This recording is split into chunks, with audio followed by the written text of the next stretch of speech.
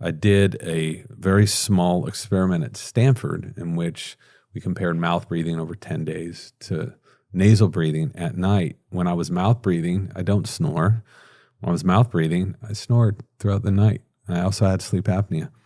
The moment I went to use a little sleep tape to breathe through my nose, it all went away. I've heard this hundreds and hundreds of times because of those mechanics. When air is coming in slower, when it's coming in pressurized, it's a lot harder to make that.